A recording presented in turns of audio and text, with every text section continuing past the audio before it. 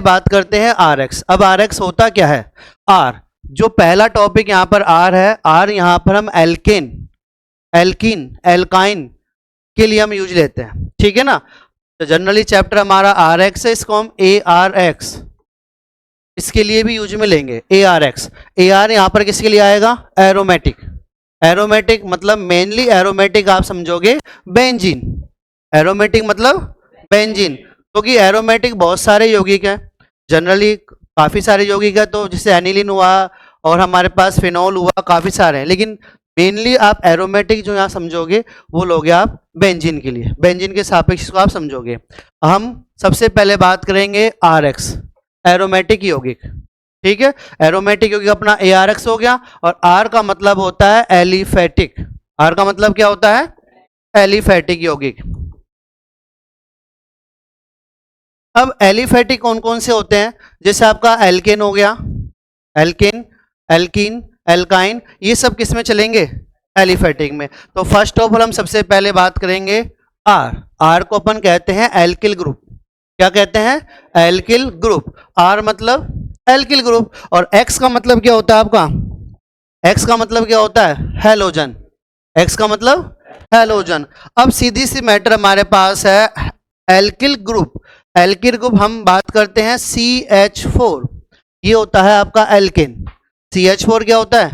Alkene. मतलब carbon के पास 4 hydrogen attach है, सिंगल बॉन्ड से कार्बन अटैच है, इसको आप कह देंगे एल्केन। हो गया एल्केन। अब यदि इस एल्केन से एक H को हम डिस्प्लेस करते हैं, यहां से हटा देते हैं, हटाने के बाद अपने पास जो ग्रुप बचेगा,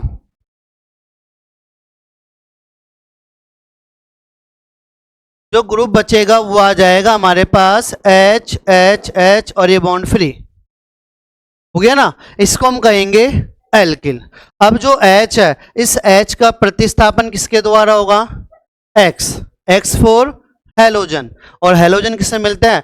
F2Cl2 Br2 I2, ठीक है। ज्यादा इसको लोड नहीं लेना है कि ज्यादा कोई ऑर्गेनिक केमिस्ट्री टफ चैप्टर चल रहा है, टफ बिल्कुल नहीं है, बहुत इजी चैप्टर है, ठीक है। क्योंकि आप मैथेन, एल्केन, IUPAC आपने स्टडी किया है, तो बिल्कुल कुछ भी नहीं है। तो सेम इसी तरह यहाँ पर हमारे पास कार्बन है, एक छोटा, सबसे छोटा जो मेंबर है वो मान लिया है मैथेन। मैथेन के पास 4 हाइड्रोजन अवेलेबल है, एक हाइड्रोजन हम डिस्प्लेस किया तो ये क्या बन गया? मैथिल, अंग्रेजी में कहते हैं मिथाइल ग्रुप। और जब X से हम रिएक्शन करेंगे तो X क्या होगा? इसके प्लेस पर आ जाएगा, एक HX आपका बाहर निकलेगा, H और एक X, HX आपका साथ में बाहर निकलेगा, HX, और ये जो आपका बना ग्रुप है ये कहलाता है, इस ग्रुप को अपन कहते हैं R और इसको कहते हैं X, एल्किल हैलाइड, ठीक है। इसका मतलब क्या हुआ कि एल्केन हमारे पास एलिफेटिक होता है, कोई सा भी हो, methane, ethane, propane, butane, pentane, उससे हम क्या करेंगे? एक H को डिस्प्लेस कर देते हैं। H को क्या कर देते हैं? डिस्प्लेस किया जाता है, किसके द्वारा? हैलोजन के द्वारा।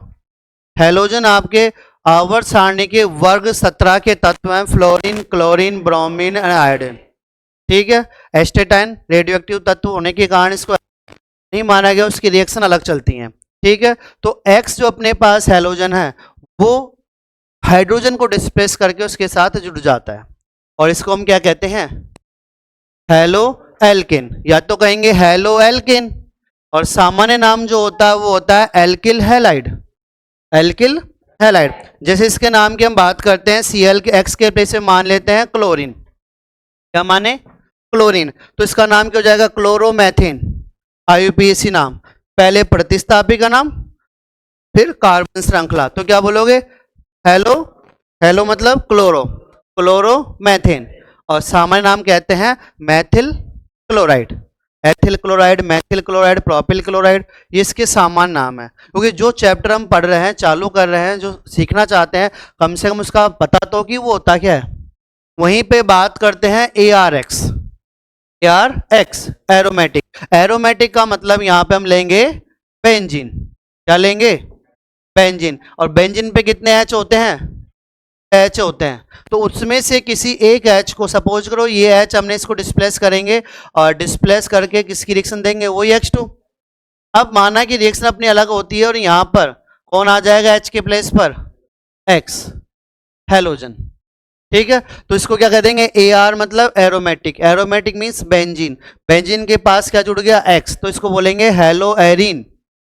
जैसे अगर Cl X के प्लेस पे मानते हैं Cl, क्या माना Cl, तो क्या कह देंगे, क्लोरोबेंजीन, क्या कह देंगे, क्लोरोबेंजीन।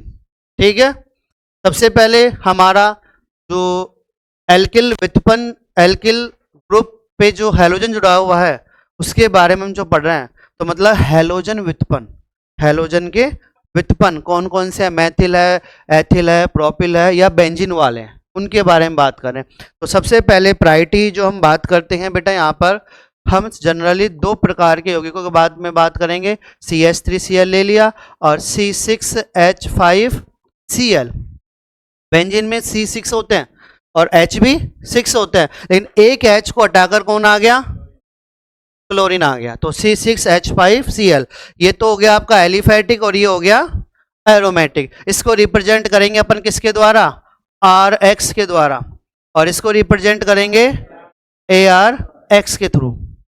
ठीक है, समझ में आया जनरल कंसेप्ट अपना कि ये है क्या, क्या हमें पढ़ना है इसके द्वारा। अब इस चैप्टर में हम इसका निर्माण पढ़ेंगे, इसके भौतिक गुणधर्म पढ़ेंगे और इसके रासायनिक गुणधर्मों का अध्ययन करेंगे। तो हमारे पास सबसे पहले जो चल रहा है वो आ रहा है CH3Cl। ठीक है, फिर हमने ये एलिफैटिक हो गया और दूसरा कौन सा हो गया, एरोमेटिक हो गया। कोई डाउट इसमें किसी को नहीं है, बिल्कुल भी नहीं। तो बेटा इसके बाद में हम आगे बात करते हैं, ये आपका यौगिक हो गया, इसको थोड़ा आप नोट कर लीजिए। देखो पहले हम पढ़ेंगे हेलो एल्केन, किसके बारे में, हेलो एल्केन। टॉपिक आपका चैप्टर का नाम हेलो एल्केन या हैलोजन व्युत्पन्न, हेडिंग डाल लो या चैप्टर का नाम लिख लो, हैलोजन व्युत्पन्न, हैलोजन व्युत्पन्न।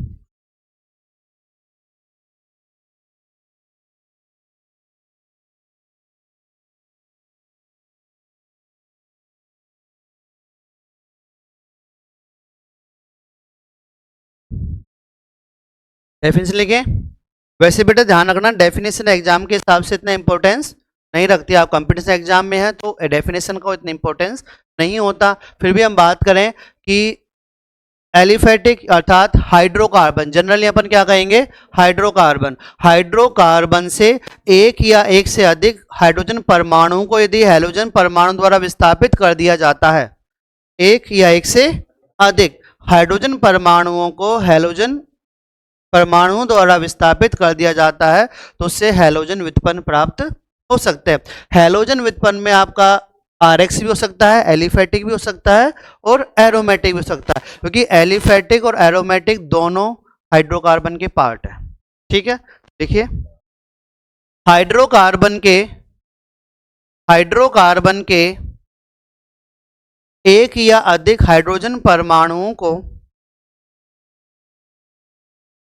हाइड्रोकार्बन के एक या अधिक हाइड्रोजन परमाणुओं को हैलोजन द्वारा हाइड्रोकार्बन,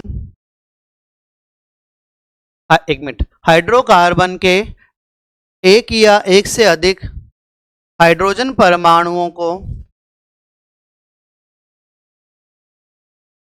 परमाणुओं द्वारा विस्थापित करने पर, एक से अधिक हैलोजन परमाणुओं द्वारा विस्थापित करने पर हैलोजन व्युत्पन्न प्राप्त होते हैं, हैलोजन व्युत्पन्न प्राप्त होते हैं।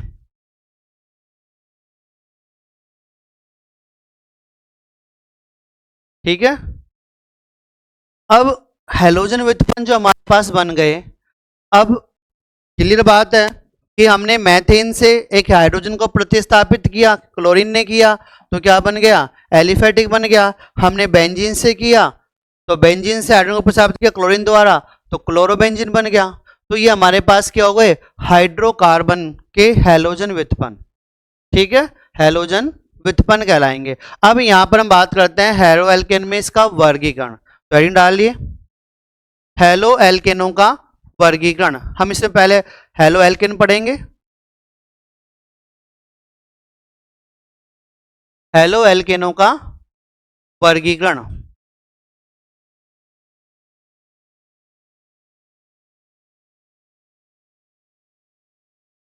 ठीक है, सामने देखो।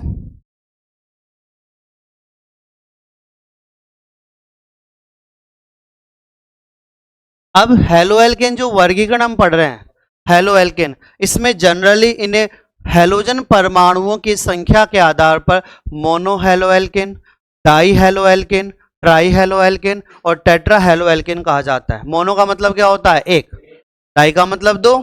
ट्राई का मतलब, और चार का मतलब टेट्रा, जो अपन चार के लिए टेट्रा का यूज करते हैं। ठीक है, अब जैसे सिंपल हम एग्जांपल लेते हैं CH3Cl। कितने हेलोजन परमाणु हैं? एक। हेलोजन परमाणु कितना है? एक है। ठीक है ना, कार्बन पे एक हेलोजन परमाणु जुड़ा हुआ है, इसलिए इसे कहते हैं mono halo alkane. Mono halo alkane. इसी तरह यदि हम आगे बात करते हैं, दो जुड़े हुए हैं, दो हेलोजन जुड़े होते हैं, तो उसे क्या बोलेंगे? Die halo alkane. ठीक है बेटा, दो जो हैं वो समान परमाणु पे भी हो सकते हैं और असमान पे भी हो सकते हैं। असामान्य केस में उन्हें डिफरेंट नाम दिया जाता है, जो हम आगे इसकी स्टडी करेंगे। ये आपका क्या हो गया? Mono halo alkane. ठीक है, इसी तरह हम बात करें, एक ही कार्बन पे हमने कितने ले लिए? Cl, दो ले लिए, और H2, तो ये क्या हो जाएगा? Die halo alkane. इसी तरह ये आपका हो गया डाई हेलो एल्केन। हो गया। अब यदि तीन आ जाते हैं तो ट्राई हेलो एल्केन। अब इसका ट्राई हेलो एल्केन आपको हो जाएगा इस तरह से, आप तीन दे सकते हो, Cl Cl Cl, और ये आप H दिखा सकते हो, ट्राई हेलो एल्केन। और टेट्रा में कितने हो जाएंगे? चार हो जाएंगे। हो गए चार। तो mono halo alkane, die halo alkane, try halo alkane और टेट्रा हेलो एल्केन। अब आप कहोगे सर इससे ज्यादा हो सकते हैं क्या? हो सकते हैं, लेकिन एलिफेटिक कार्बन पे नहीं होंगे, वो अन्य यौगिकों पर, कि एक से अधिक कार्बन परमाणुओं पर। यदि कार्बन परमाणु कितना है? एक है, तो एक के हिसाब से हमने बना दिया। अगर कार्बन परमाणु दो हैं, तीन है, चार है, तो हेलोजन परमाणु की संख्या हो सकती है यहाँ पर ज्यादा, उस केस में। ठीक है ना, ज्यादा हो सकती है अगर कार्बन की संख्या क्या होती है? ज्यादा होती है। और कार्बन की संख्या ज्यादा होती है तो उसे पॉली हेलो एल्केन भी कह सकते हैं। पॉली मतलब मैनी, मैनी का मतलब कई या बहुत ज्यादा होना। ठीक है ना, तो उसे हम क्या कह देंगे? पॉली हेलो एल्केन हम कह सकते हैं। पॉली का मतलब होता है अंग्रेजी में, पॉली का हम कहते हैं मैनी, MANY। मैनी का मतलब होता है कई या बहुत सारे। ठीक है ना, चार से ज्यादा हो तो आप पॉली काम में लो। ठीक है, तो हम आगे पॉली वाले भी एक दो एग्जाम्पल हम आगे लेंगे, जो अभिक्रियाओं के दौरान उनका निर्माण होगा। ठीक है, तो आप लिखिए, लिखो। पहला वर्गीकरण इसमें आपने डाला है हेलो एल्केनों का वर्गीकरण। तो इसमें आप नोट कीजिए, हेलोजन नंबर एक, हेलोजन परमाणुओं की संख्या के आधार पर, हेलोजन परमाणुओं की संख्या के आधार पर, हम हेलोजन परमाणुओं की संख्या के आधार पर पढ़ेंगे इसको। तो लिखो, हेलोजन परमाणुओं की संख्या के आधार पर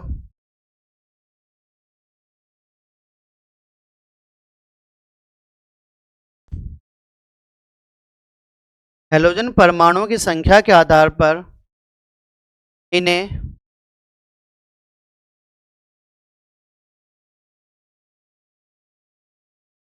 इन्हें mono, mono, comma di, comma tri, comma tetra और पॉली हेलो एल्केनों में विभाजित किया गया है। और पॉली हेलो एल्केनों में विभाजित किया गया है। हेलो एल्केनों में विभाजित किया गया है।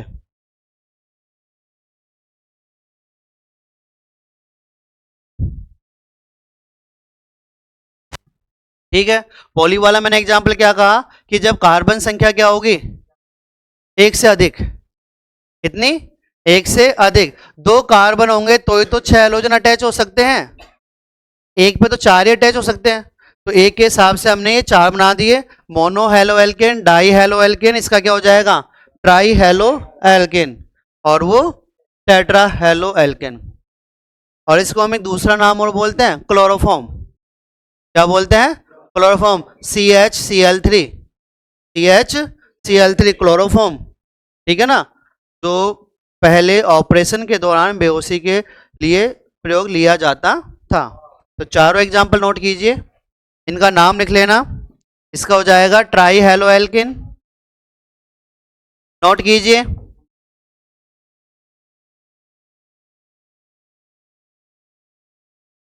और ये हो जाएगा टेट्रा।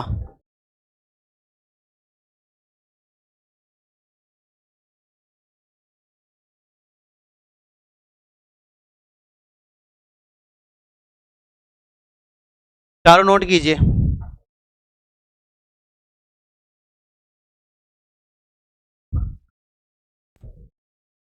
एक मिनट रुको।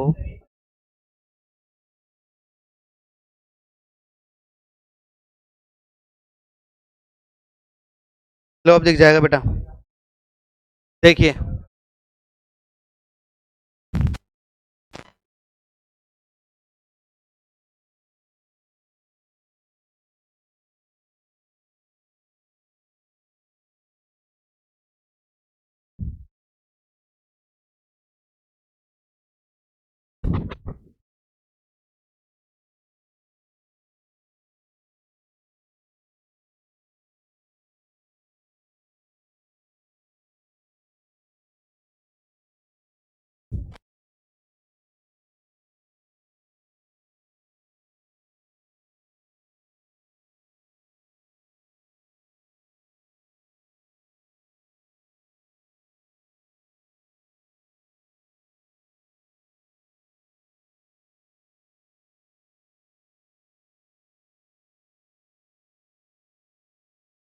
हो गया?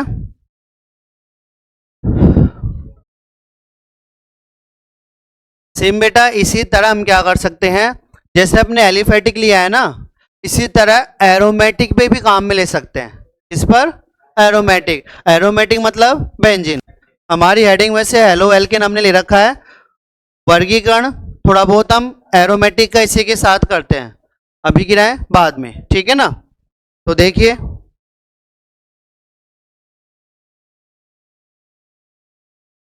इधर हो गया।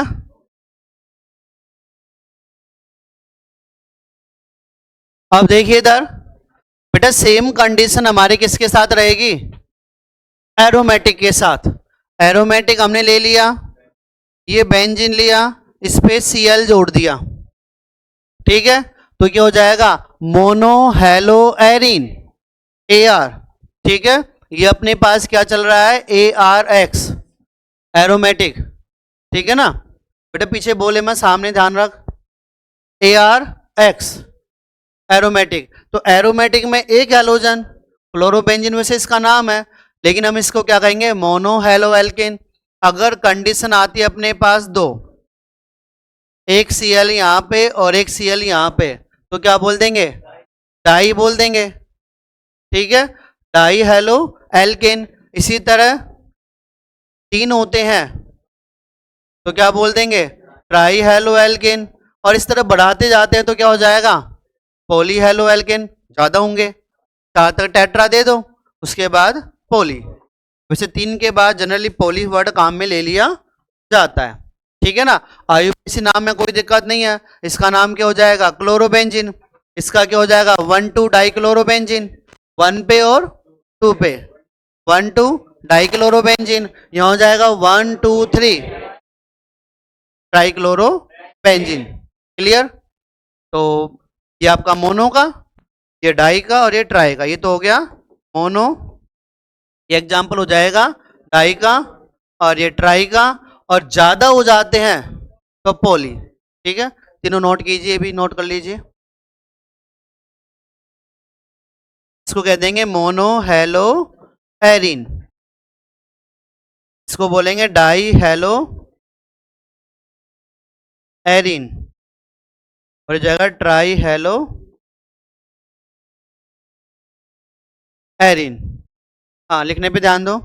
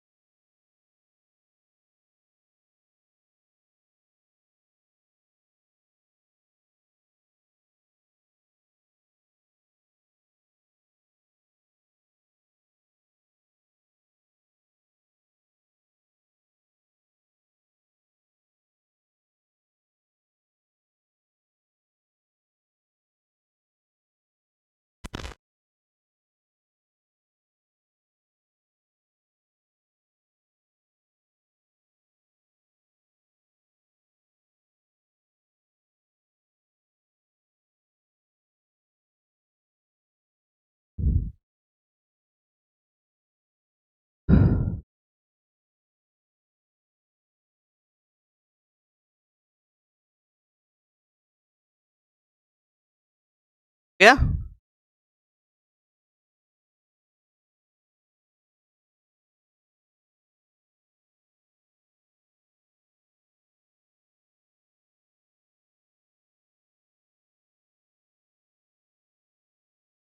आगे लिखे।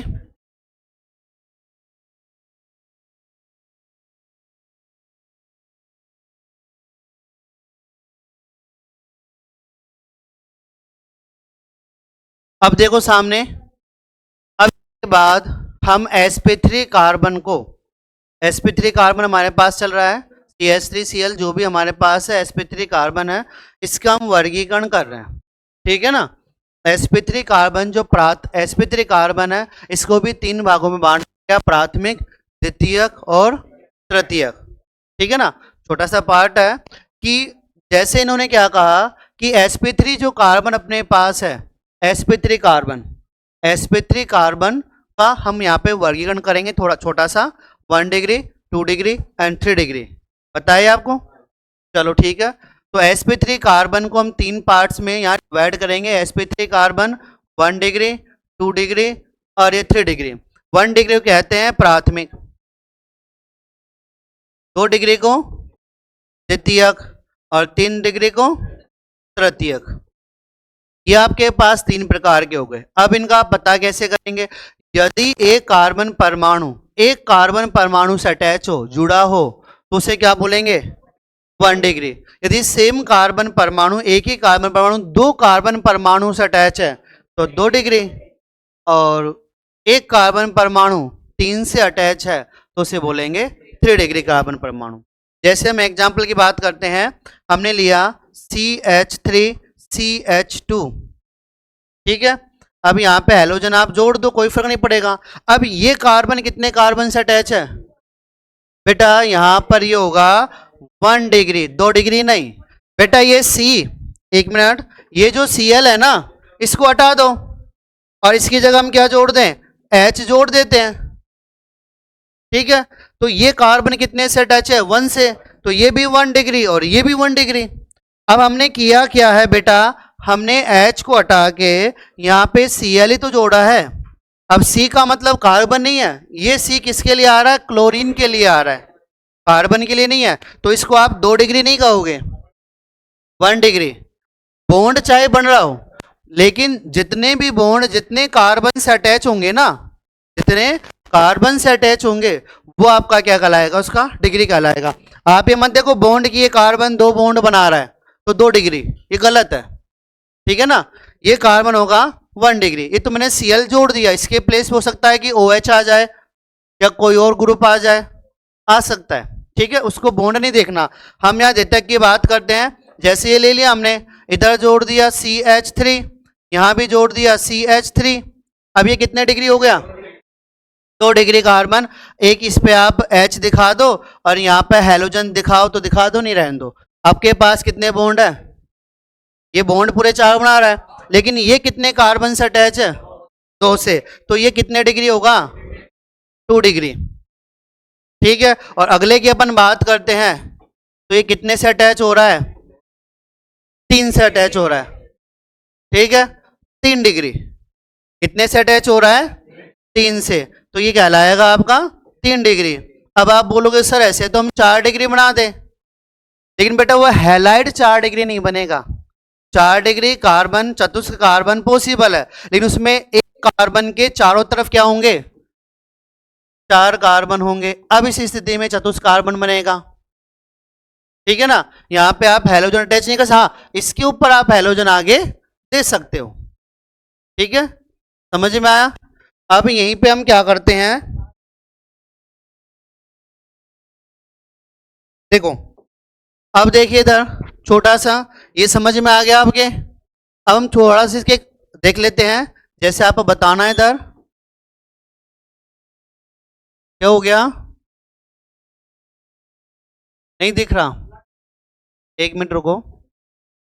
ये मैंने कुछ बनाया आपके पास, ठीक है। अब इसमें बताओ कि ये कार्बन है कितने डिग्री है? 1 डिग्री। ये वाला 2 डिग्री, ये 1 डिग्री, ये और ये दिस वन। समझ में आ गया डिग्री? अब आप बोलोगे सर डिग्री की क्या जरूरत पड़ेगी हमें आगे? बेटा रासायनिक अभिक्रिया चलेंगे और यहाँ कहेगा कि 1 डिग्री रिएक्शन ये देगा, 2 डिग्री ये देगा, 3 डिग्री इस प्रकार से होगा, तो डिग्री यहाँ पर अलग अलग होता है। हेलो एल्केन में भी 1 डिग्री रिएक्शन अलग करता है, 2 डिग्री अलग करता है, 3 डिग्री अलग करता है। जब हम नाइट्रोजन के यौगिक पढ़ेंगे तो नाइट्रोजन में तो बेटा हर केस में नाइट्रोजन अलग रिएक्शन करता है, यहाँ तो फिर भी इतना, आगे की रिएक्शन में बहुत अंतर होगा, तो डिग्री हमें कंपलसरी होना चाहिए। तो आप ये करो, नेक्स्ट वर्गीकरण आप लिख लो sp3 कार्बन की, इसको 3 पार्ट में डिवाइड कर सकते हैं। 1 डिग्री ऐसे कैसे ड्रॉ कर लो, इसको हम हटा देते हैं,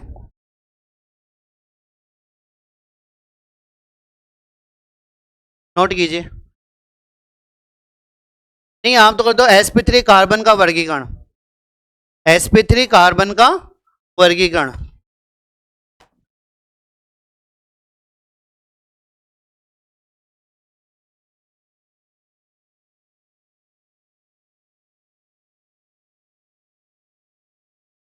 हाँ बस, और ऐसे ऐसे ड्रॉ कर लो, इसको इजी रहेगा।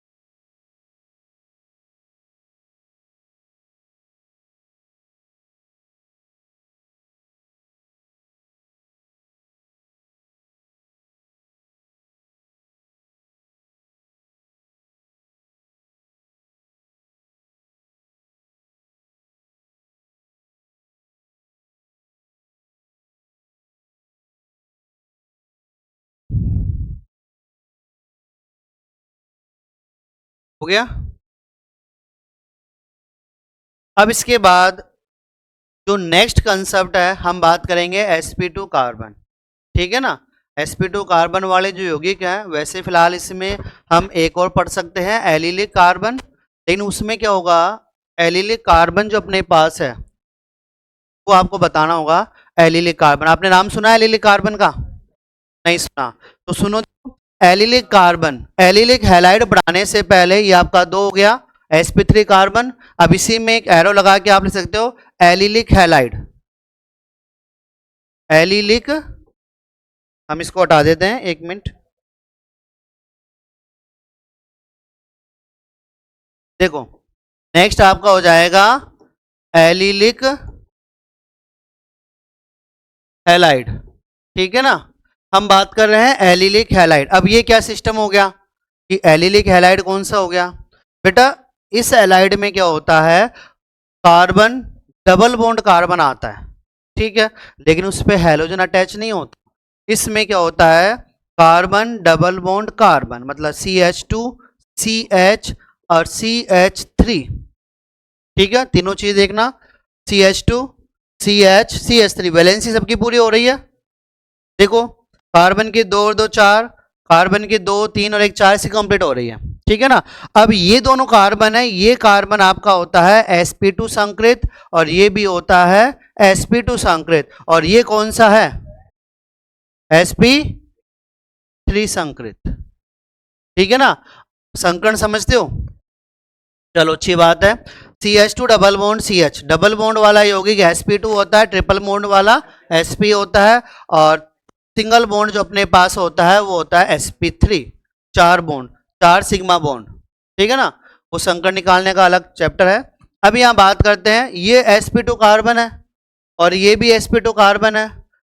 यदि किसी द्विआबंधित कार्बन के पास में sp3 कार्बन होता है, द्विआबंधित कार्बन के पास में sp3 कार्बन होता है, तो उसे एलिलिक कार्बन कहा जाता है। क्या कहेंगे, एलिलिक हैलाइड नहीं, कार्बन, एलिलिक कार्बन। अब यदि इस पे से एक H को हटा दिया जाए तो ये आएगा एलिलिक हैलाइड, ठीक है। अब ये दोनों जो कार्बन है इन्हें कहा जाता है वाइनिलिक या विनाइलिक, क्या कहते हैं, वाइनिलिक या विनाइलिक कार्बन। डबल बॉन्ड वाले कार्बन को वाइनिलिक कार्बन या विनाइलिक कार्बन कहा जाता है, ठीक है। और डबल बॉन्ड के पास ये कार्बन होगा, इसे कहेंगे एलिलिक कार्बन। तो ये तो आपका क्या कहलाएगा, एलिलिक कार्बन, समझना आराम से। और ये दोनों है ना, ये दोनों, इन्हें कहेंगे विनाइलिक या वाइनिलिक। अब एक चीज बताओ मुझे, हेलोजन यदि डबल बॉन्ड वाले कार्बन पे जुड़ रहा है तो उसे कौन सा हैलाइड कहेंगे, वाइनिलिक हैलाइड, विनाइलिक या वाइनिलिक हैलाइड, ठीक है ना। और यदि एलिलिक कार्बन पे जुड़ रहा है तो एलिलिक हैलाइड। तो अभी हम कौन सा पढ़ रहे हैं, sp3 कार्बन के बारे में पढ़ रहे हैं, तो sp3 में अपन किसकी बात करेंगे, एलिलिक कार्बन की। जब sp2 के बारे में पढ़ेंगे तब हम बात करेंगे वाइनिलिक कार्बन की, ठीक है ना। कई बार एग्जाम में आता है कि निम्न में से एलिलिक हैलाइड कौन सी अभिक्रिया देता है, नहीं देता है, या क्या भी रीजन है, तो हमें ये नहीं पता होगा कि एलिलिक कार्बन होता क्या है, तो हैलाइड तो कहाँ से पता चलेगा कि sp2 कार्बन के पास जो sp3 कार्बन होता है उसे हम एलिलिक हैलाइड कहते हैं। चलो पहले आप डेफिनेशन लिख लो एलिलिक की, हाँ हाँ हेडिंग डालना एलिलिक हैलाइड। इसको आप ये भी कह सकते हो कि द्विआबंधित कार्बन के पास sp3 कार्बन हो, बात तो वही है, क्योंकि द्विआबंधित होगा तो क्या होगा, sp2 ही होगा। देखो यदि sp2 कार्बन के कार्बन से जुड़े, यदि यदि sp2 कार्बन से जुड़े sp3 कार्बन पर, यदि sp2 कार्बन से जुड़े sp3 कार्बन पर हैलोजन परमाणु स्थित हो तो, हैलोजन परमाणु स्थित हो तो उसे एलिलिक हैलाइड कहते हैं, उसे एलिलिक हैलाइड कहते हैं।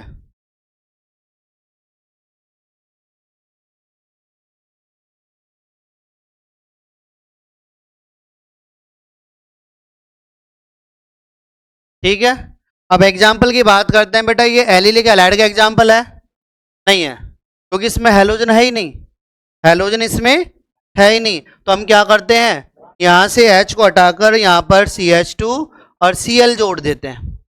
ठीक है, कार्बन कौन सा है, यहाँ किसके लिए दिया है मैंने, कार्बन के लिए, एलिलिक कार्बन, और हैलाइड कौन सा हो जाएगा, एलिलिक हैलाइड। एग्जाम्पल नोट कीजिए बेटे, डिटेल पूरी लिख लेना, sp2 sp2 sp3 vinylic vinylic allylic, ये पूरी डिटेल नोट करनी है आपको।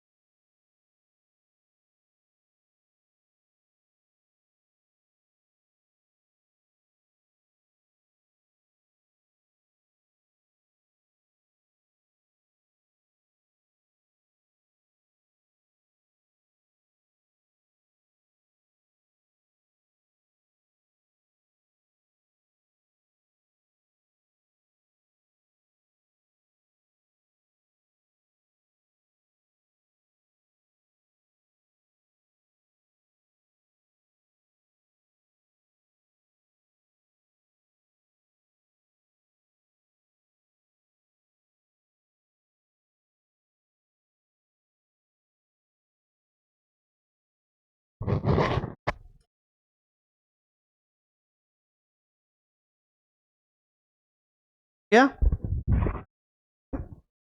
देखो इसके बाद नेक्स्ट हम बात करते हैं sp2 कार्बन वाले, ठीक है ना, sp2 कार्बन वाले, तो एरो लगाओ, ये नोट किया, हो गया।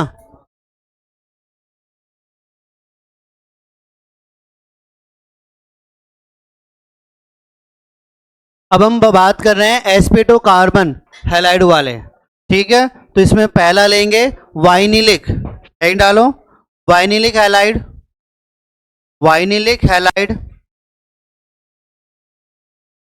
हाँ, अब वाइनिलिक पहले डालना है sp2 कार्बन, वो अपना sp3 था, अब क्या हो गया sp2 वाइनिल,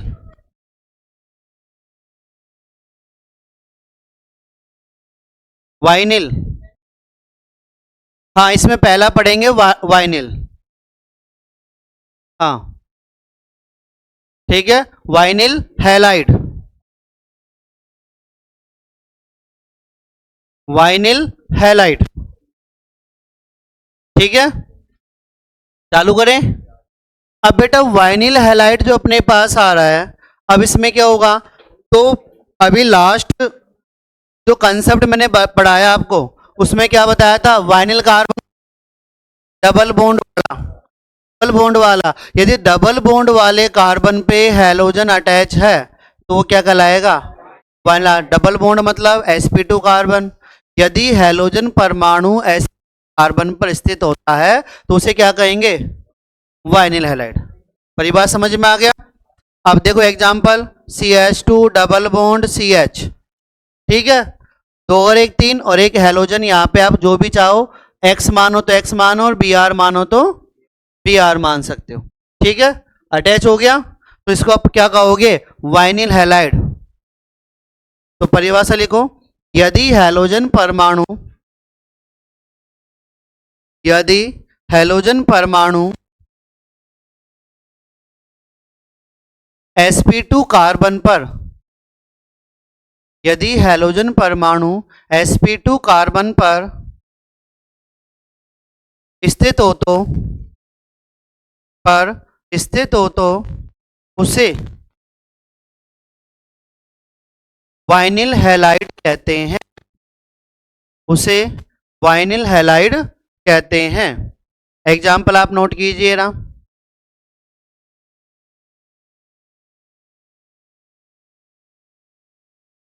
एग्जाम्पल नोट कीजिए, CH2 double bond CH single bond CH Br,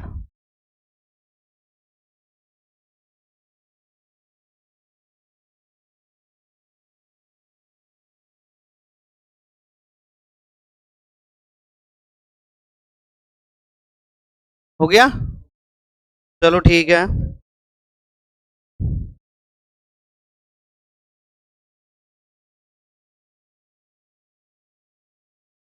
next बेटा इसमें एग्जाम्पल आप ये भी ले सकते हो, एग्जाम्पल आप एक वलय वाला भी ले सकते हो, ठीक है ना। sp2 कार्बन कैसे, जैसे हम बात करते हैं कि हमने यहाँ पे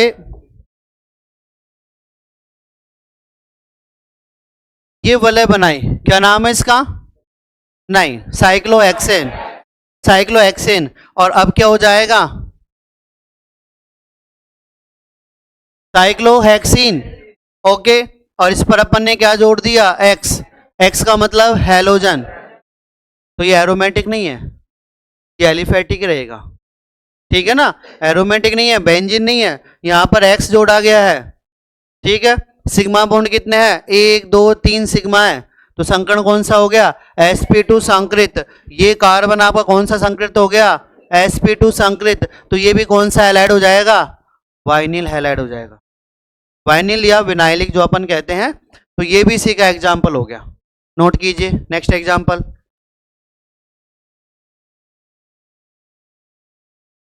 इसी में आएगा वाइनिलिक में,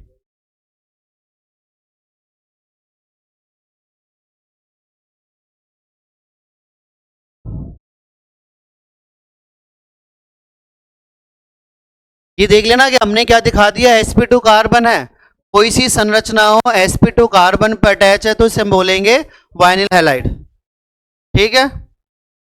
एक और इसमें लास्ट कीजिए, एरिल हैलाइड, एरिल हैलाइड। हाँ, नेक्स्ट एरो लगा के लिख लीजिए,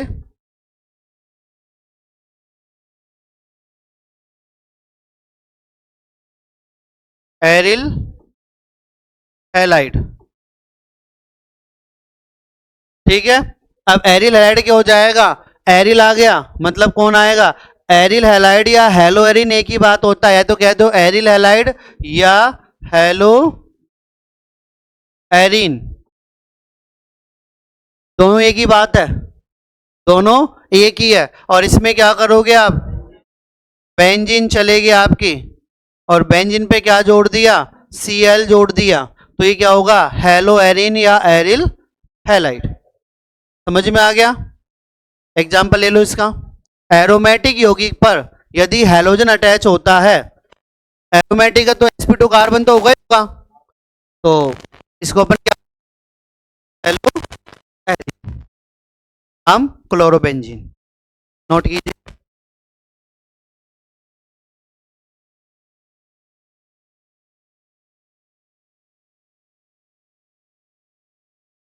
क्लोरो नहीं बोलते, क्लोरो, नहीं नहीं कोई बात नहीं, नहीं वो तो देखो हम सही सही बताना तो हमारी जिम्मेदारी है, आपको नहीं आता इसलिए तो आप यहाँ आते हो, यदि आपको आता तो आप क्यों आते। हाँ, तो गलत आता है सही आता है बोलिए, अगर गलत बोलोगे तो हम सही करवाएंगे, ठीक है। लिखो आगे,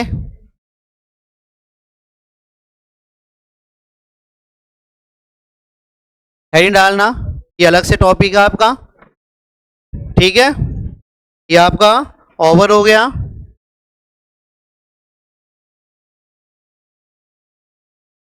जैम और फिश,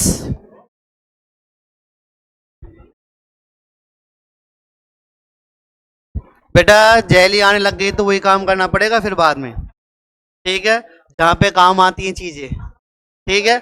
हेडिंग डालो, ओके, हेडिंग डालिए, जैम और विस डाई हैलाइड, जैम और विस डाई हैलाइड, ये अलग से एरो लगा लेना, जैम विस डाई हैलाइड, नहीं वो sp2 खत्म हो गया, अब अलग से एरो लगा के या स्टार बना लो, जैम विस डाई हैलाइड, जैम विस डाई हैलाइड। अब ये क्या है, देखो इधर सभी, ये क्या कह रहा है, डाई हैलाइड, क्या कह रहा है, डाई हैलाइड, मतलब इसमें कितने होंगे, दो, इसने कह दिया डाई हैलाइड मतलब हैलोजन दो होंगे, लेकिन उनकी व्यवस्था के आधार पर उनके दो भाग किए गए हैं, जैम और विस, जैम अलग होगा और विस अलग होगा। अब कैसे, देखो यदि जैम के केस में क्या होता है, यदि एक ही कार्बन परमाणु पर दो हैलोजन अटैच होते हैं, एक्स फॉर हैलोजन, यदि एक ही कार्बन परमाणु पर दो हैलोजन अटैच होते हैं तो उसे बोलते हैं जैम डाई हैलाइड। क्या बोलते हैं? ठीक है। और यदि निकटवर्ती दो परमाणुओं पर अटैच होते हैं तो उसे कहते हैं विस डाइहाइड। ठीक है। एक ही कार्बन पर दो अटैच हो रहे हैं, एक ही कार्बन में दो अटैच होंगे तो क्या बोल देंगे? जैम। अब जैसे ले लिया और एक मैंने कह दिया CH2 और इस पे कर दिया Cl और इस पे कर दिया Cl, तो ये किसका एग्जाम्पल होगा? इसका एग्जाम्पल होगा कि जब जो निकटवर्ती दो कार्बन परमाणु पर हैलोजन अटैच होता है तो उसे हम क्या बोलते हैं? विस डाइहैलाइड। और जब एक ही कार्बन पर दो अटैच होता है तो उसे जैम डाइहैलाइड कहते हैं। ठीक है ना। अब जैम को याद रखने का तरीका सुनो। अभी तो आपको याद है, मैं पढ़ा रहा हूं, बच्चे इधर बात नहीं करना, मैं बाहर भेज दूंगा। ठीक है। अब इसको याद करने का तरीका सुन लो, क्योंकि यहाँ पे जैम और विस अभी तो आपको पता है कि एक कार्बन पे दो होगा जैम बोल देंगे, बाद में कहोगे कि दो अलग अलग है तो विस बोल देंगे। लेकिन महीने बाद 10 दिन बाद जब बहुत सारे रिएक्शन हो जाते हैं याद रहेगा, सर ने बताया था एक पे दो और दो अलग अलग पे रहेंगे। ठीक है ना। अब कौन से पे कौन होगा? तो अपन जैम खाते हैं ना, जैम जो आप बात कर रहे थे, तो जैम जो होता है ब्रेड ली जाती है और ब्रेड के ऊपर क्या लगा दिया? जैम लगा दिया, जेली जो भी लगाते हैं, फिर दूसरी ब्रेड उस पर चिपका देते हैं, दो ब्रेड के बीच में रखते हैं ना जैम को। तो ये मानो दो हैलोजन है, उन दोनों के बीच में एक ही कार्बन है, तो वो कौन सा होगा? जैम। ठीक है।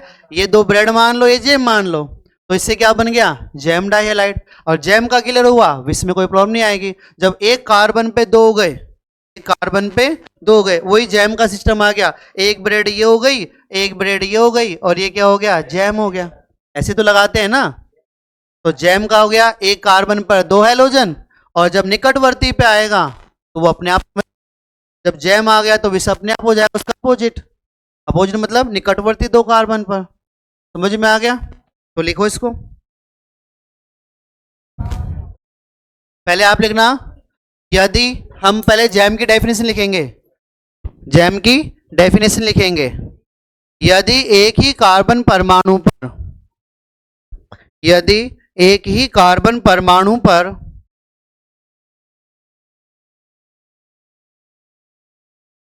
दो हैलोजन परमाणु जुड़े हों,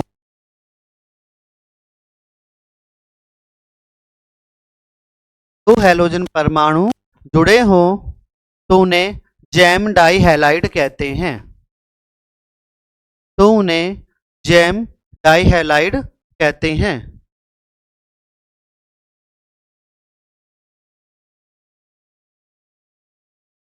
ठीक है। और दूसरा विस की भी डेफिनेशन लिख लो, फिर दोनों के एग्जाम्पल, ये विस का हो जाएगा और ये जैम का हो जाएगा। विस की लिख लोगे, जब दो हैलोजन परमाणु, जब दो हैलोजन परमाणु निकटवर्ती निकटवर्ती जब दो हैलोजन परमाणु दो निकटवर्ती कार्बन परमाणुओं पर स्थित हो, तो निकटवर्ती दो कार्बन परमाणुओं पर स्थित हो तो उन्हें विस डाइहैलाइड कहते हैं।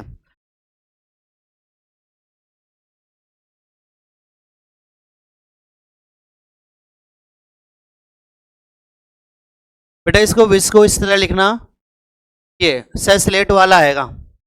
ठीक है ना। कौन सा आएगा? सेस्लेट वाला आएगा, विस।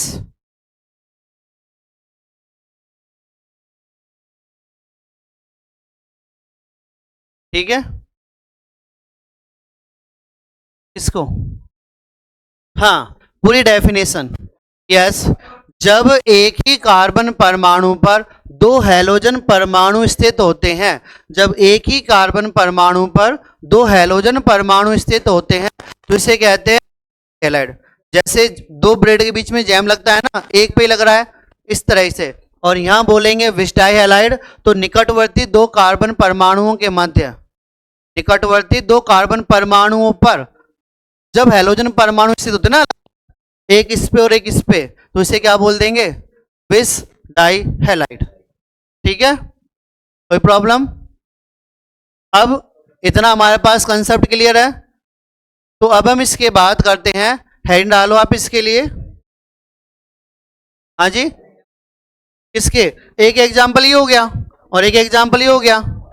हाँ, एग्जाम्पल नोट कीजिए, एग्जाम्पल नोट कीजिए बेटा। हाँ, ये तो जैम का हो गया और वो विस का हो गया।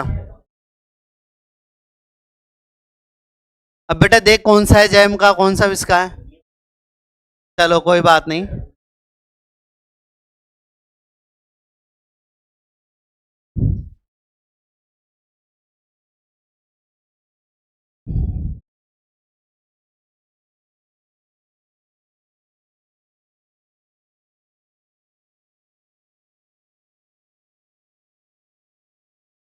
हो गया, हेडिंग डालो, कार्बन हैलोजन आबंध की प्रकृति। हेडिंग डालिए बेटा,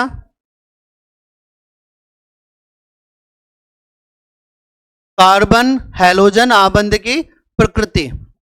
कार्बन हैलोजन आबंध की प्रकृति जनरली हम बात करेंगे CH3X, कार्बन हैलोजन आबंध की प्रकृति। ये कार्बन हो गया, ये हैलोजन हो गया, इस आबंध की प्रकृति कैसी होती है इसके बारे में हम बात करेंगे। ठीक है ना, हेडिंग डालना, कार्बन हैलोजन आबंध की प्रकृति, इसका नेचर कैसा है, क्योंकि नेचर के आधार पर हमें इसके बारे में किसका बात करना है, रासायनिक अभिक्रियाओं की बात करनी है। तो रासायनिक अभिक्रियाएं कैसे होंगी, किस प्रकार से चलेंगे, तो उसके बारे में इसका नेचर तो पता हो ना। ठीक है, तो जनरली हम बात करते हैं कार्बन, कार्बन 3 बॉन्ड बनाता है और यहां पर जुड़ा रहता है X। क्लियर? अब यहां पे देखना, कार्बन, कार्बन की विद्युत ऋणता होती है 2.5, कार्बन की विद्युत ऋणता 2.5 होती है और बाकी हैलोजन परमाणु होते हैं सबकी विद्युत ऋणता इससे ज्यादा होती है। ठीक, सबकी ज्यादा होती है, कोई भी डाउन नहीं है। ठीक है ना। अब एक चीज देखना, ये जो आबंध है इन्होंने साझा किया है, क्या किया है, साझा किया है। कार्बन के पास 2 2 4 2 6 और 2 8, अष्टक कंप्लीट है। 2 इलेक्ट्रॉन 2 इलेक्ट्रॉन 2 2 6, मतलब कंप्लीट कितने हो गए, 8 हो गए। अब यहां बात करते हैं हैलोजन, हैलोजन ने साझे में दिया है, तो आबंध कौन सा हो गया, सहसंयोजक आबंध है। आबंध कौन सा है, सहसंयोजक आबंध है। ठीक है ना, क्लियर? क्योंकि जब कार्बन शेयरिंग करता है इलेक्ट्रॉन्स की, जब कार्बन या कोई भी शेयरिंग जब इलेक्ट्रॉन करता है तो साझा हो रहा है, साझा हो रहा है, तो आबंध कौन सा बनता है, सहसंयोजक। जब इलेक्ट्रॉन देते हैं और लेते हैं तो आबंध बनता है आयनिक, क्योंकि इलेक्ट्रॉन लेने पर प्लस और माइनस, कैटायंस मतलब धनायन और ऋणायन बनते हैं, तो वो तो बनाएंगे आयनिक आबंध। ये बनाता है एक एक इलेक्ट्रॉन बराबर के साझे दे रहे हैं, सहसंयोजक हो गया। सह मानी साथ में, संयोजन मानी जुड़ना, तो सहसंयोजक हो गया। लेकिन बेटा कहानी क्या है, यहाँ पर है तो आबंध सहसंयोजक, लेकिन नेचर क्या है, हैलोजन परमाणु की विद्युत ऋणता अधिक होने के कारण ये साझे के इलेक्ट्रॉनों को अपनी तरफ खींच लेता है। ठीक है, समझना, क्योंकि रिएक्शन इसी बेस पे चलेंगे कि हैलोजन परमाणु की विद्युत ऋणता का मान क्या आ रहा है, ज्यादा आ रहा है। हैलोजन परमाणु की विद्युत ऋणता का मान आ रहा है ज्यादा, और ज्यादा होने के कारण एक्स, एक्स मतलब हैलोजन, इलेक्ट्रॉनों को अपनी तरफ खींच लेगा, आकर्षित करेगा। विद्युत ऋणता फ्लोरीन 4 होती है, क्लोरीन 3.1। ठीक है, तो सबका अपना अलग अलग सिस्टम है। ठीक है ना, मतलब कंपेयर बात करते हैं, यहाँ पे ज्यादा हो रही है, क्या हो रही है, ज्यादा हो रही है। इसके कारण हैलोजन परमाणु पर आंशिक ऋणावेश और इस पर आंशिक आ गया धनावेश आ गया। ठीक है, आंशिक ऋणावेश हैलोजन पर और आंशिक धनावेश कार्बन परमाणु पर आ गया। तो आबंध की प्रकृति कैसी हो गई, ध्रुवीय, ध्रुवणता आ गई। मतलब आबंध की प्रकृति अपन ने कैसी पढ़ी, सहसंयोजक। कैसी पढ़ी, सहसंयोजक। लेकिन अब इसमें क्या आ गई, ध्रुवणता आ गई, तो कौन सी प्रकृति हो जाएगी, ध्रुवीय सहसंयोजक। आबंध की प्रकृति हो गई ध्रुवीय सहसंयोजक। तो इसमें हम ज्यादातर केस में इलेक्ट्रॉन अगर बॉन्ड टूटता है ना तो एक्स इलेक्ट्रॉन लेकर अलग होगा, एक्स क्या होगा, इलेक्ट्रॉन लेकर जाएगा, क्योंकि विद्युतीयता का मान क्या है, ज्यादा है। ठीक है, और इसकी अभिक्रियाएं जो भी टाइप की होती है हम आगे से उसको अपन पढ़ते हैं, समझ रहे हो ना। तो विद्युतीयता किस पे ज्यादा, एक्स, एक्स फॉर हैलोजन, तो हैलोजन इलेक्ट्रॉन लेकर अलग होगा। अब वो किस प्रकार होगा, कैसे जाएगा, वो हम आगे अभिक्रियाओं के दौरान।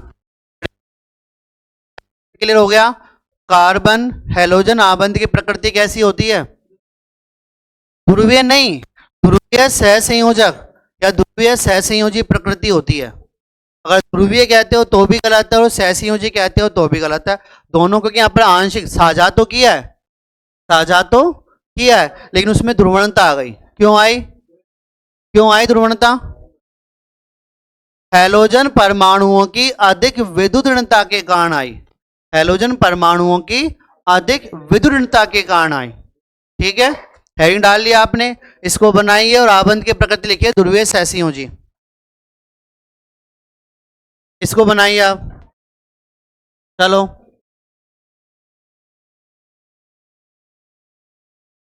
जल्दी लिखो, लिखिए लिखिए।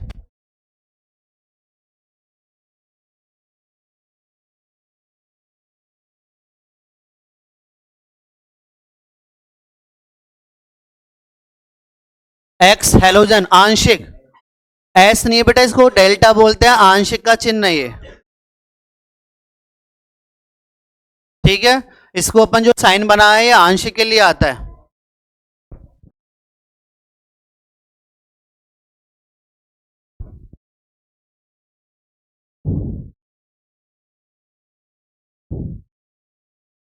हाँ, ध्रुवीय सहसंयोजी या ध्रुवीय सहसंयोजक लिख लिया।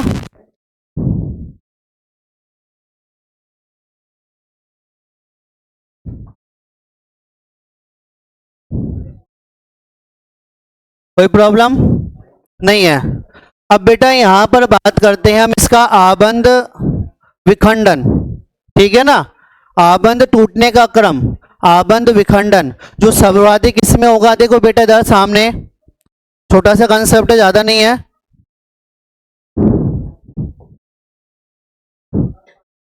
देखो यहां बात करते हैं आबंध विखंडन, अपने पास चार ग्रुप होते हैं, जैसे हमने ले लिया R F, R chlorine, R C L, C L ले लिया हमने,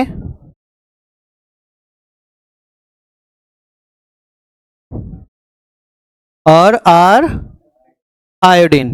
ठीक है, आर आयोडीन।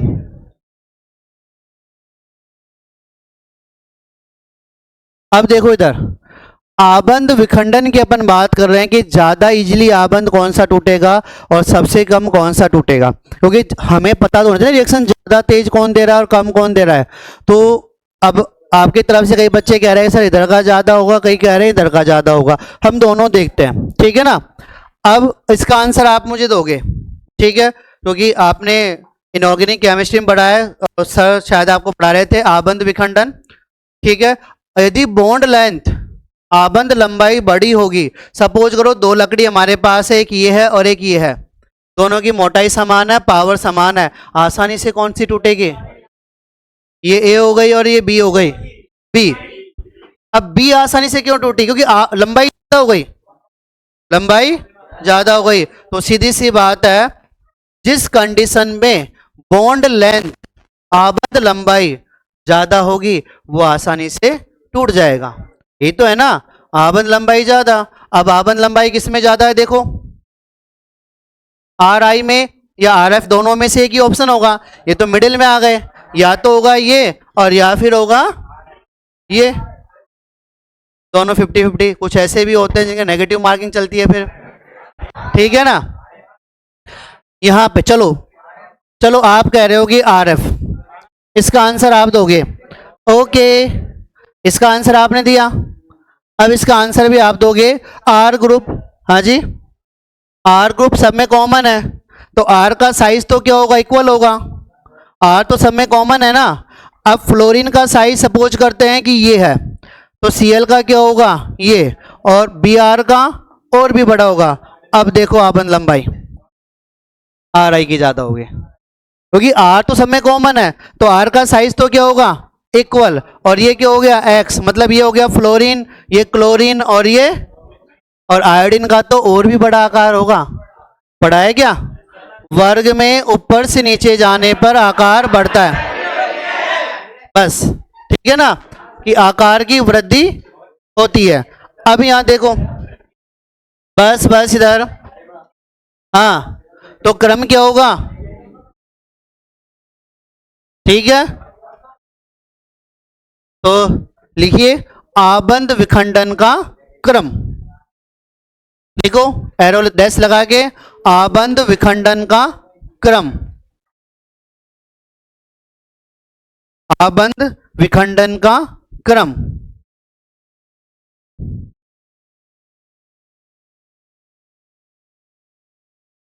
ये आपका क्रम हो जाएगा। ये समझाने दोनों तरह बताया कि आबंद लंबाई बड़ी तो आसानी से टूटेगा, आबंद लंबाई कम तो धीरे टूटेगा। आप इसको एक लकड़ी के हिसाब से समझ सकते हैं।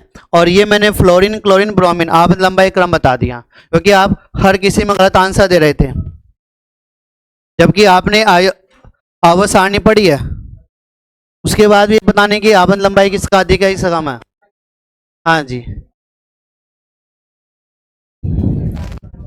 बेटा, ये नहीं बनाना, ये नहीं बनाना आपको।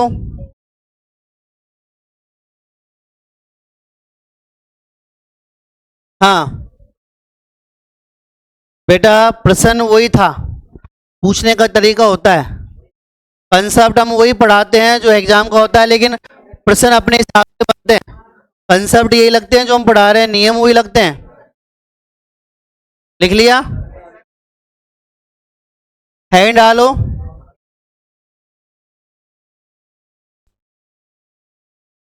आरएक्स का निर्माण, हेडिंग डालिए, हेडिंग आरएक्स का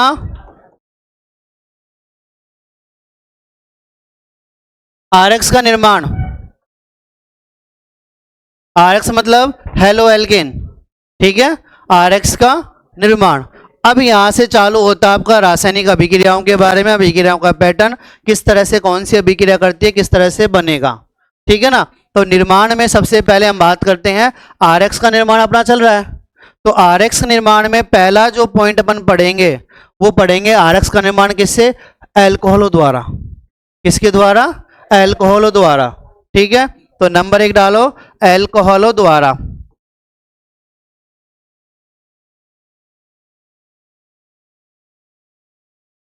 एल्कोहल क्या होता है, ROH,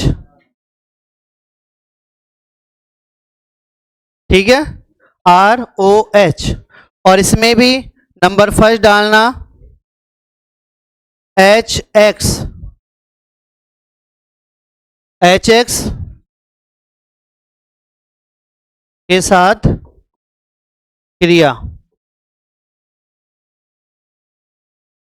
HX के साथ क्रिया, ठीक है। और इसमें भी सबसे पहले लेंगे HCl के साथ, इसमें भी सबसे ज्यादा लेंगे HCl के साथ। हाँ जी, पहले HCl की पढ़ेंगे, फिर HBr की पढ़ेंगे, तीन है ना, एक तो रह गया फ्लोरीन। तो बेटा फ्लोरीन का निर्माण यहाँ पर इस विधि द्वारा नहीं किया जाता, इसकी विधियां अलग है जो हम आगे सीखेंगे। क्योंकि फ्लोरीन क्या होता है, हाईली रिएक्टिव बहुत अधिक होता है, उसकी अभिक्रियाओं को कंट्रोल करना बहुत मुश्किल होता है, ठीक है ना। एक विस्फोटक विस्फोट के साथ अभिक्रिया रहता है, निर्माण तो कंट्रोल करना मुश्किल होता है, इसलिए इसको अलग विधि द्वारा बनाया जाता है। यहाँ पर क्लोराइड ब्रोमाइड इनके बारे में पढ़ेंगे, ठीक है। तो पहला कौन सा आ गया, HCl के साथ, ठीक है।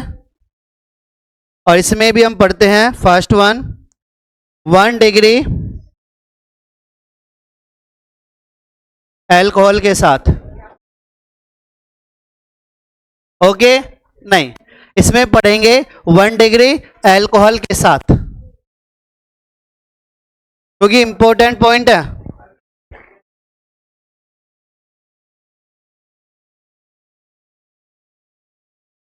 बेटा चैप्टर की पूरी बात करते हैं, जो रखा है ना, इसका आधा पेज भी नहीं पढ़ाया मैंने, ये तो इसमें है ही नहीं। ये कंसेप्ट मैं मेरे अकॉर्डिंग पढ़ा रहा हूँ आपको, नहीं है चैप्टर में तो है, लेकिन ये कंसेप्ट अलग है, कई प्रकार पूछे जाते हैं, इसमें नहीं है। हाँ बेटा एक भी नहीं है। लिख लिया, चालू करें, जल्दी लिखो।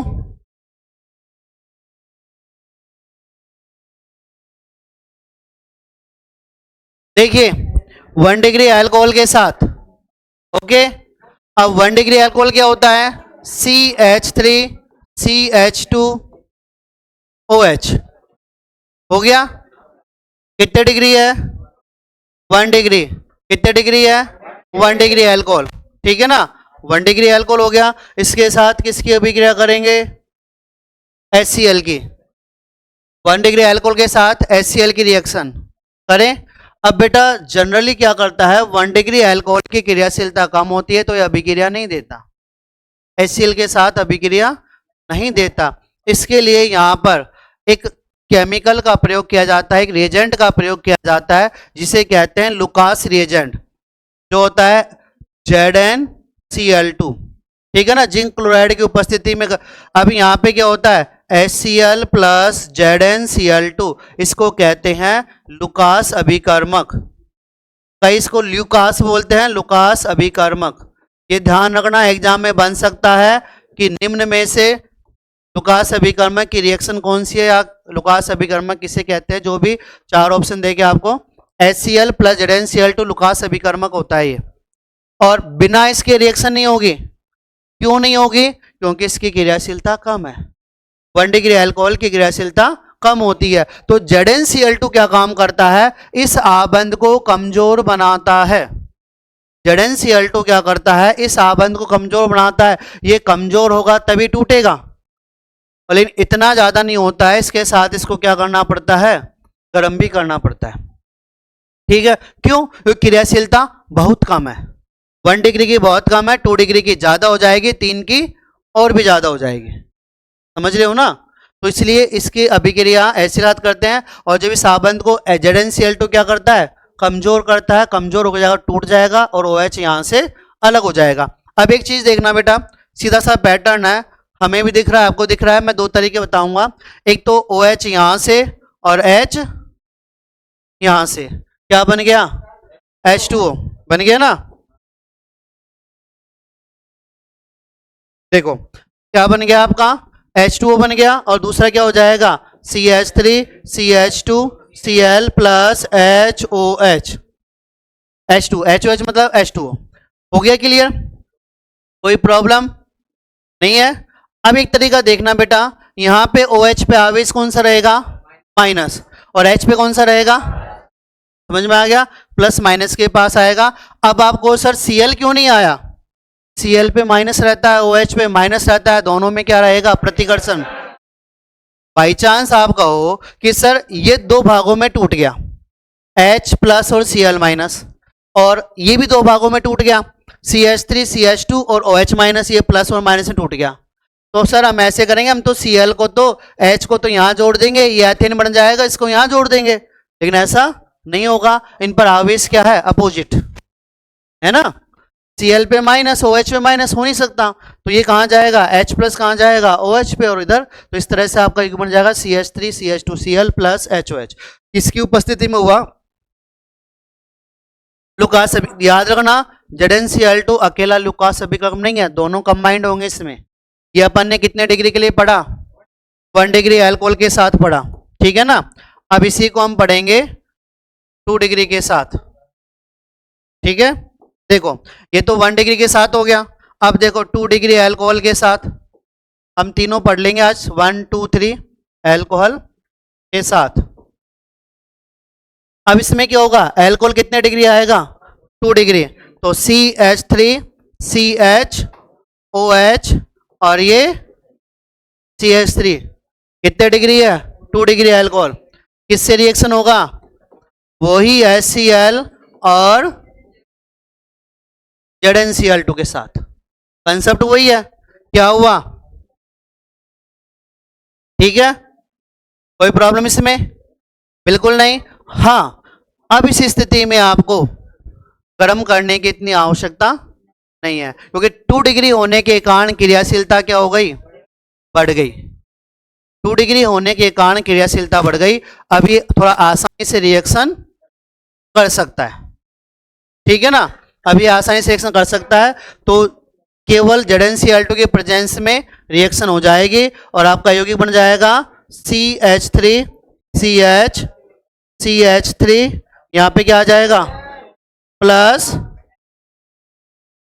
हो गया 2 डिग्री एलाइड का फॉर्मेशन हो गया। 1 डिग्री एल्कोहल लिया तो 1 डिग्री आपका हैलाइड बन गया। 2 डिग्री एल्कोहल लिया तो 2 डिग्री आपका हैलाइड का फॉर्मेशन हो गया। समझ में आया? आ गया। अब एक और पॉइंट अपने पास बच रहा है 3 डिग्री एल्कोहल। वापस समझा दूं? चलो ठीक है, देखो बेटे इधर CH3CH2OH, क्लियर? 1 डिग्री एल्कोहल है, अगर ये टूटेगा तो ये क्या देगा? OH माइनस देगा ना, और यहां से H पे आवेश कौन सा होगा? प्लस। तो प्लस किसके पास जाएगा? माइनस के पास। तो ये तो क्या बना लेगा? HOH। HOH मतलब H2O जल, और बचा कौन? Cl minus. Cl कहाँ जाएगा? यहां जाएगा। ये बन गया आपका क्लोरोएथेन। क्या बन गया? क्लोरोएथेन। अभी क्रिया के लिए ZnCl2 गर्म करना जरूरी रहता है, क्योंकि 1 डिग्री अल्कोहल की क्रियाशीलता क्या होती है? काफी कम होती है, वो क्रिया नहीं करेगा। ठीक है, सेम कंडीशन अपन लेते हैं 2 डिग्री के साथ, वो भी बिल्कुल सेम है, कोई चेंज नहीं है। CH3CH3CH, यहाँ पर कितने डिग्री आ गया? 2 डिग्री आ गया। यहाँ पर ये कितने डिग्री था? 1 डिग्री था। ठीक है, अब 2 डिग्री केवल हमने क्या ले लिया? ZnCl2 ले लिया, क्योंकि क्रियाशीलता बढ़ गई। अब गर्म करने की इतनी रिक्वायरमेंट नहीं है। ठीक है, इन केस फिर भी अगर रिएक्शन होती तो गर्म करना पड़ता है, लेकिन ये जनरली रिएक्शन दे देता है। ठीक है ना? अब इसमें भी जो हमने यहाँ किया, अलग क्या होगा? OH। अलग क्या होगा? OH minus. माइनस किसको लेगा? OH minus. Cl माइनस को तो ले नहीं सकता, H प्लस को लेगा, तो दोनों मिलकर क्या बना देंगे? HOH। बचा कौन? Cl। यहां जगह खाली हो गई तो Cl यहां आके जुड़ जाएगा। ठीक है, क्रियाशीलता बढ़ गई, इसलिए ZnCl2 के प्रेजेंस में अपन ने रिएक्शन कर दी, इतनी रिक्वायरमेंट नहीं है। ठीक है, अब यदि हम बात करते हैं यहां पर 3 डिग्री के बारे में,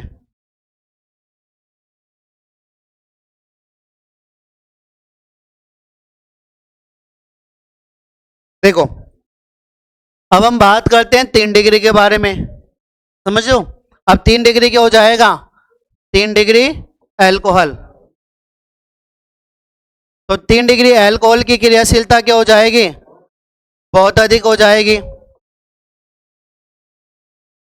प्लस HCl। अब बेटा 3 डिग्री अल्कोहल की क्रियाशीलता अधिक हो गई, आपको कोई लुकास अभिकर्मक मतलब ZnCl2 की जरूरत नहीं है। समझ में आया ना? अब इसकी जरूरत नहीं है, ये डायरेक्ट ही क्या करेगा? यहां से रिएक्शन दे देगा। अब आपको ZnCl2 की आवश्यकता नहीं है, और यौगिक बन जाएगा आपका CH3 प्लस HOH। ठीक है, तीनों रिएक्शन है, नोट कर लीजिए। नहीं देखो,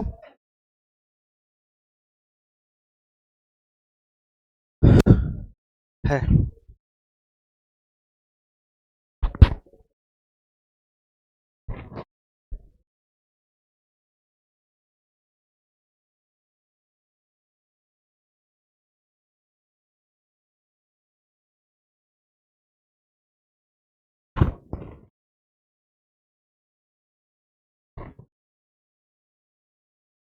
समझ में आ गई कि अभिक्रिया?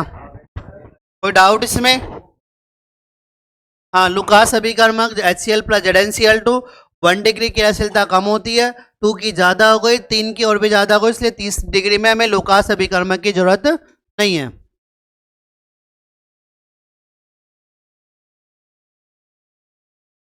बेटा सवाल इतना बड़ा नहीं आएगा, इसमें से एक ही पूछेगा वो। हाँ नहीं, कोई भी हो। ऐसे तो पढ़ाने को आप कहो कि सर केमिस्ट्री तो हमको 3 4 5 6 महीने से चल रही है, अब इतना हम इतने सवाल थोड़ा आएंगे? 6 महीने के सवाल थोड़ा आएंगे? बेटा जितना पढ़ाएंगे उसमें से एक छोटा सवाल उठाएगा किसी कंसेप्ट से, ये थोड़े के इतनी बड़ी रिएक्शन पूछेगा, उतार नहीं तो पड़ेगी। बस इतना ध्यान रखो समझ में आ जाए, कोई कंसेप्ट डाउट नहीं लो, डाउट हो तो मुझको